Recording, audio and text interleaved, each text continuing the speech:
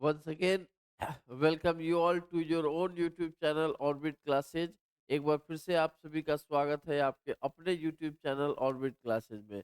जैसा कि आप जानते हैं कि हम आपके लिए लेकर आए हैं बिहार बोर्ड 2026 के लिए जो एग्जाम होने वाला है उसके लिए हम PYQ सीरीज लेके आए हैं। और अब तक हमने आपको दो वीडियो प्रोवाइड करा चुका है। जिस पहले वीडियो में हमने 2025 का क्वेश्चन कराया गया है, फिर 2024 का क्वेश्चन कराया गया है, और इस वीडियो में मैं आपको 2023 में जितने सवाल कराए गए हैं वो सारे सवाल लेके आए हैं। तो चलिए बिना देर किए हम लोग सवाल बनाना शुरू किया जाए। और चलिए ये रहा आपके सामने पहला सवाल। पहला सवाल कह रहा है कि the ratio of electric force and gravitational force acting between two charge in the order of electric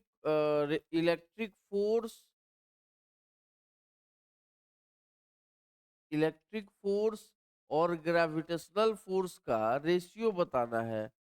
acting between two charges in the order of, दो चार्जेज का ऑर्डर बताना है। तो यहाँ चार्जेज के जगह पे हम इसको इलेक्ट्रॉन करेंगे। चार्जेज की जगह पे क्या है, एक्चुअल में इलेक्ट्रॉन है। ठीक है, तो अगर इसको हम लोग सॉल्व करेंगे तो कैसे सॉल्व करेंगे भाई? क्या पूछ रहा है? इलेक्ट्रिक फोर्स और ग्रेविटेशनल फोर्स का रेशियो, यानी f e by f g पूछ रहा है। एफ ई का value k q one q two by are square, और f g is equal to g. M one के जगह पे mass of electron, m two के जगह पे mass of proton by are square. R square से r square cancel हो गया। यहाँ के जगह पे हो जाएगा 9 × 10⁻⁹ ई के जगह पे 1.6 × 10⁻⁻19।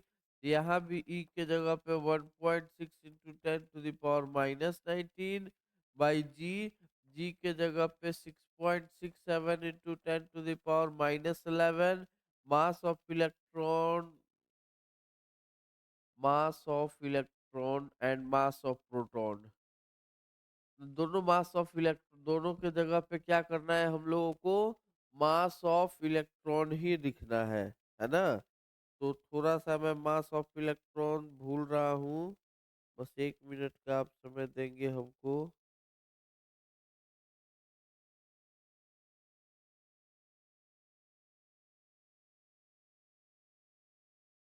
9.1 इंटू 10⁻⁻31, है ना। दूसरे बार भी क्या जी? तो मास ऑफ इलेक्ट्रॉन 9.1 इंटू 10⁻⁻31। तो इसमें क्या बताना है? सिर्फ ऑर्डर बताना है। ऑर्डर बताने का मतलब कि सिर्फ 10 का पावर कितना होगा यही बताना है। तो जब इसमें सिर्फ और सिर्फ 10 के पावर को जब आप सॉल्व करेंगे तो आएगा क्या? ऑप्शन ए, यानी 10⁻42 आंसर आएगा। 10⁻42। आई बात समझ में? अगले सवाल की तरफ बढ़ते हैं। ये रहा अगला सवाल आपके सामने। A charge Q placed at centre on the line joining two charges Q will be in equilibrium if Q will be equal to. देखिए क्या कह रहा है। दो चार्ज है, यहाँ एक चार्ज है क्यू, यहाँ दूसरा चार्ज है क्यू। दोनों के बीच में यह क्यू कहाँ रखा जाए? सॉरी, कह रहा है कि यह Q का वैल्यू क्या होगा कि सिस्टम जो है बैलेंस रहेगा। तो सिस्टम को बैलेंस करने के लिए क्या कंडीशन? अगर ये डिस्टेंस R हो तो ये R/2 होगा और ये R/2 होगा। सिस्टम तब बैलेंस होगा जब force between source and source, ये सोर्स मैंने जो बड़ा चार्ज है, and force between source and test, ये अगर क्या होंगे, अगर ये इक्वल होंगे तो सिस्टम बैलेंस होगा। तो सोर्स और सोर्स के बीच का फोर्स के Q1 Q2, यानी K Q square by are square.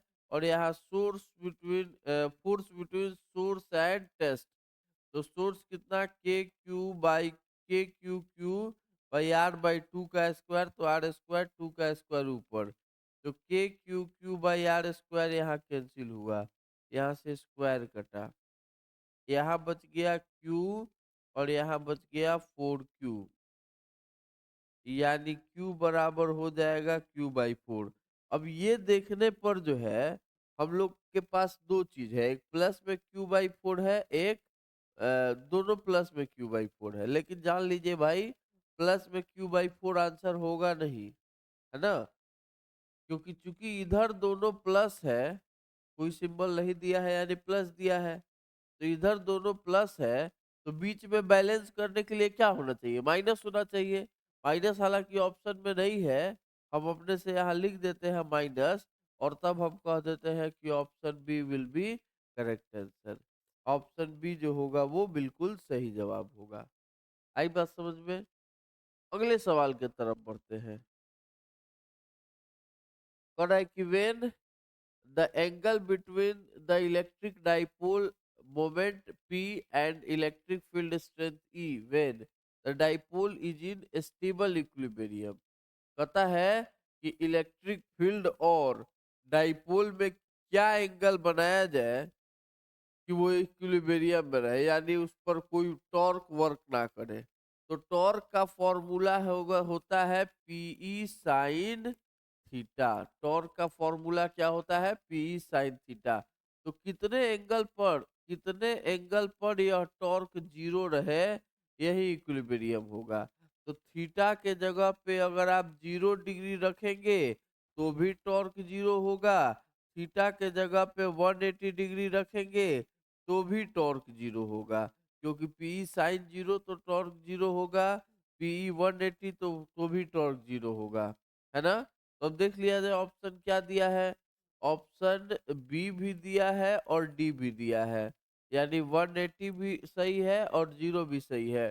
तब सवाल है कि भाई टिक किसको करेंगे? तो आप जो ऑप्शन पहले आता है आप उसको टिक करेंगे, यानी option B will be correct answer. Option B जो होगा वो बिल्कुल सही जवाब होगा। आई बात समझ में? देखिए, मैं बार बार कहता हूँ वीडियो को एकदम ध्यान से देखना है, और किसी भी तरह का कोई कंफ्यूजन आए तुरंत उसी समय आप कमेंट बॉक्स में बताइए। अगर कोई एक भी स्टूडेंट कमेंट करके कहता है कि सर क्वेश्चन नंबर 4 में प्रॉब्लम है, तो मैं उसको जरूर सॉल्व करूंगा। कोई एक भी विद्यार्थी अगर कमेंट करता है कि सर इस क्वेश्चन में हमको नहीं समझ में आ रहा है, तो उस एक विद्यार्थी के लिए मैं वीडियो बनाऊंगा, ठीक ना। इसलिए सारे लोग, जितने लोग हैं, शॉर्टकट में, जैसे मैं देख रहा था एक स्टूडेंट को, वो हमारा वीडियो देख रहा था और 2x पर करके देख रहा था, है ना। 2x पर करके देख रहा था, और हमने पूछा कि भाई 2x पर क्यों देख रहे हो, तो कहा कि सर इस तरह जल्दी खत्म हो जाएगा। तो भाई खत्म नहीं करना है जल्दी से, रिलैक्स होके देखना है, और इस इन सारे क्वेश्चन में से क्वेश्चन निकालना है और कमेंट करना है, ताकि आपके लिए पर्सनली मैं वीडियो बनाऊं। खैर, बहुत ज्यादा बातचीत नहीं करेंगे, आते हैं अगले सवाल के तरफ। ये रहा अगला सवाल। कहता है which one of the following physical quantity is vector. कौन सा क्वांटिटी वेक्टर क्वांटिटी है? इलेक्ट्रिक फ्लक्स स्केलर क्वांटिटी है, पोटेंशियल स्केलर क्वांटिटी है, पोटेंशियल एनर्जी स्केलर क्वांटिटी है, इलेक्ट्रिक फील्ड का इंटेंसिटी जो है वो वेक्टर क्वांटिटी है। इलेक्ट्रिक फील्ड का इंटेंसिटी जो है वो क्या है? वेक्टर क्वांटिटी है। ठीक है, अगले सवाल की तरफ। The law governing the force acting between two electric charges known as. बहुत साधारण सवाल। दो चार्जेस के बीच में लगने वाले फोर्स के बारे में कौन सा लॉ बताता है? क्या एम्पियर्स लॉ बताता है? नहीं, एम्पियर्स लॉ नहीं बताता है। एम्पियर्स लॉ क्या बताता है? एम्पियर्स लॉ जो है मैग्नेटिज्म के बारे में बताता है, कि भाई मैग्नेटिक नीडल का डिफ्लेक्शन कब और किधर होगा। ओम्स लॉ क्या बताता है? V बराबर आई आर, थर्ड चैप्टर में पढ़े होंगे। फैराडेज लॉ इलेक्ट्रोमैग्नेटिक इंडक्शन के बारे में बताता है, और दो चार्ज के बीच में लगने वाला फोर्स कूलॉम्स लॉ के द्वारा बताया जाता है। Option D will be correct answer. Option D जो होगा वो बिल्कुल सही जवाब होगा। चलिए आगे बढ़ते हैं, अगले सवाल के तरफ चल रहे हैं। कहता है एसआई यूनिट ऑफ परमिटिविटी। देखिए भाई, परमिटिविटी बार बार रिपीट हो रहा है, जिसको हम लोग एप्सिलॉन नॉट भी कहते हैं।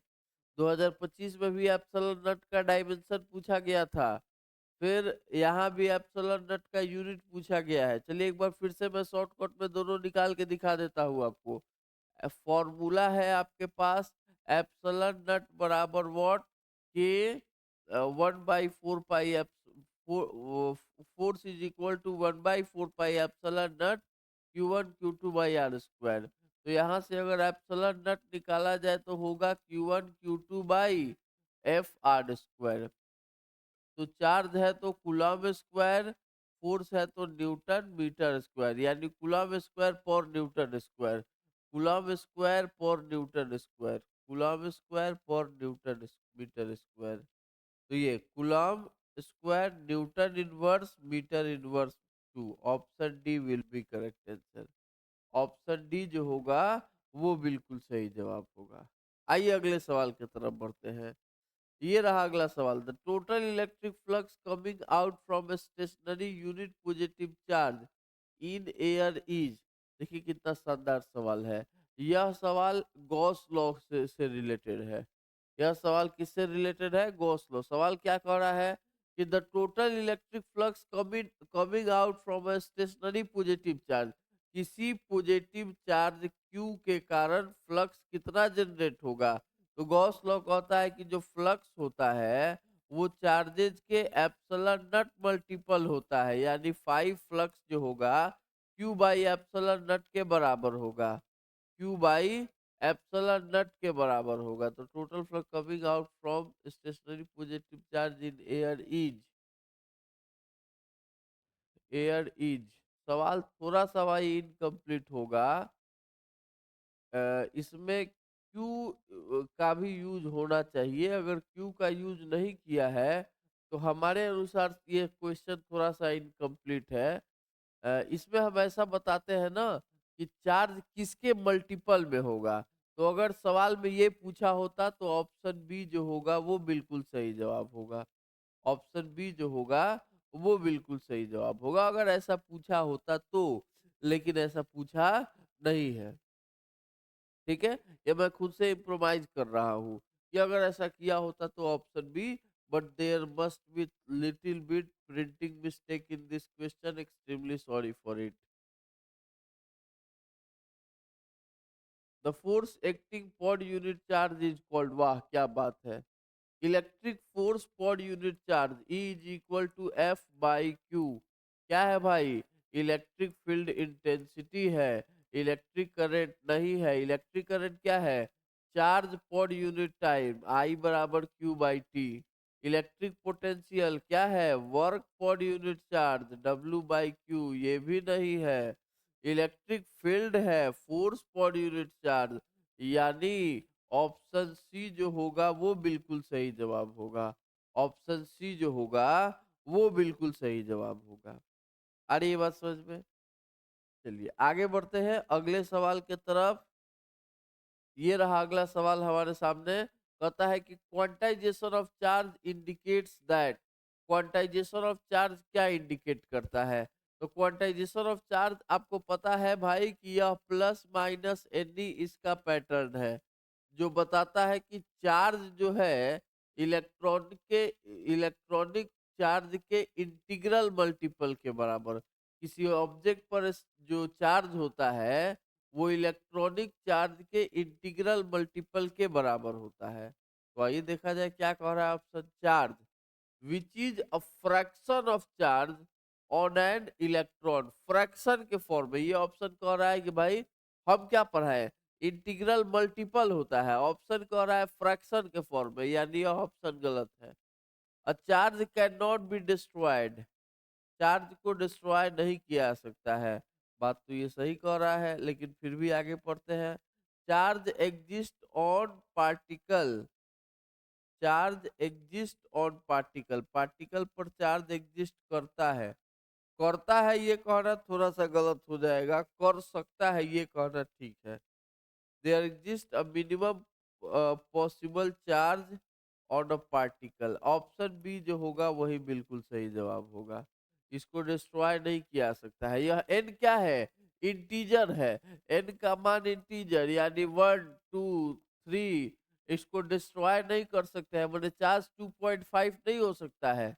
2.5 होने का मतलब 2 कंप्लीट और उसका बाद आधा। आधा तभी ना होगा जब तोड़ेंगे, तो चार्ज को तोड़ा नहीं जा सकता है। और यही बात ऑप्शन बी कह रहा है कि charge can not be destroyed, charge को आप बर्बाद नहीं कर सकते हैं, तोड़ नहीं सकते हैं। आई बात समझ में? अगले सवाल की तरफ आते हैं।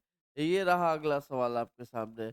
Electric field line provide information about, electric field line किसके इंफॉर्मेशन को बताता है? तो इलेक्ट्रिक फील्ड लाइन जो है इलेक्ट्रिक फील्ड के स्ट्रेंथ को बताता है। इलेक्ट्रिक फील्ड के स्ट्रेंथ को बताता है। कैसे बताता है भाई? तो अगर डेंसर इलेक्ट्रिक फील्ड लाइन होगा तो वो स्ट्रॉन्ग इलेक्ट्रिक फील्ड को रिप्रेजेंट करेगा। Denser electric field line represent strong electric field and rarer electric field lines represent weak electric field। ठीक है, अगले सवाल की तरफ बढ़ते हैं। स्पेयर ऑफ रेडियस 5 सेंटीमीटर, ये शॉर्ट आंसर क्वेश्चन था। कितने क्वेश्चन पूछे गए हैं भाई? 12 क्वेश्चन पूछा गया, नहीं 11, 11 क्वेश्चन जो है ऑब्जेक्टिव पूछा गया है 2023 में। आप देख रहे हैं लगातार 2025, 2024 और 2023 ये तीनों क्वेश्चन बना के हम लोग एक चीज जरूर ऑब्जर्व कर चुके हैं कि भाई पहला क्वेश्चन अकेले आपको 10 नंबर सिर्फ और सिर्फ ऑब्जेक्टिव से दिला देगा। पहला चैप्टर अकेले सिर्फ और सिर्फ 10 नंबर आपको दिला सकता है ऑब्जेक्टिव से। यानी पहला चैप्टर आपके एग्जाम के पॉइंट ऑफ व्यू से बहुत इंपॉर्टेंट होने वाला है। पहला जो चैप्टर है वो आपके एग्जाम के पॉइंट ऑफ व्यू से बहुत इंपॉर्टेंट होने वाला है। चलिए आगे बढ़ते हैं। Sphere of radius 5 centimetre, radius का वैल्यू 5 सेंटीमीटर, इसको मीटर में कन्वर्ट करिए तो 0.5 मीटर। चार्ज यहाँ दिया हुआ है 31.41 माइक्रो है ना? इसको माइक्रो को सॉल्व करिए तो 31.41 इंटू 10⁻⁻6 हो जाएगा, है ना? अगर यहाँ से रेडियस निकालना पड़े तो A is equal to pi R square का यूज करके आप रेडियस निकाल सकते हैं, सॉरी एरिया निकाल सकते हैं। अब आपको चार्ज पता है, एरिया पता है, सरफेस डेंसिटी ऑफ चार्ज निकालना है। फॉर्मूला है Q बाई ए। Q के जगह पे इस Q का वैल्यू रख देना है जो कि यहाँ है, और एरिया जो आप निकाले होंगे उसको यहाँ रख देना है, और सॉल्व करने के बाद जो आएगा that will be your answer. आई बात समझ में? ये था आपका शॉर्ट क्वेश्चन, मात्र इतना ही सवाल, मात्र इतना ही सवाल 12 नंबर का जो है क्वेश्चन आपको पूछा गया है। कब भाई? तो 12 नंबर का क्वेश्चन पूछा गया है 2023 में। बहुत इंपॉर्टेंट चैप्टर है, फर्स्ट चैप्टर आपके बिहार बोर्ड के पॉइंट ऑफ व्यू से। इसको एकदम घोर के पी जाना है, ठीक है? और टाइम टू टाइम मैं अपना वीडियो आप तक पहुंचाते रहूंगा। फिर से एक बार वही बात रिपीट कर रहा हूँ, वीडियो देखते समय अगर आपको किसी भी क्वेश्चन में किसी तरह का कोई डाउट आ रहा है तो आप डेफिनेटली कमेंट करके बताएंगे, और मैं आपके कमेंट को हर रोज पढ़ता हूँ। और अगर आप में से कोई भी एक कमेंट करके कहते हैं कि सर क्वेश्चन नंबर 5 में मुझे प्रॉब्लम है, मुझे नहीं समझ में आ रहा है, तो आप जरूर कमेंट करिए। उस क्वेश्चन नंबर 5 के लिए मैं अलग से शॉर्ट्स बना के आपके पास भेजूंगा, और ताकि आपका डाउट क्लियर होते रहे। हर बार की तरह हमारे वीडियो को ध्यान पूर्वक आप देखने के लिए आपका बहुत बहुत धन्यवाद। अगर चैनल पर नए हैं तो चैनल को सब्सक्राइब करें, वीडियो को लाइक करें, और अपने मित्रों तक शेयर करना बिल्कुल नहीं भूलें। Thank you.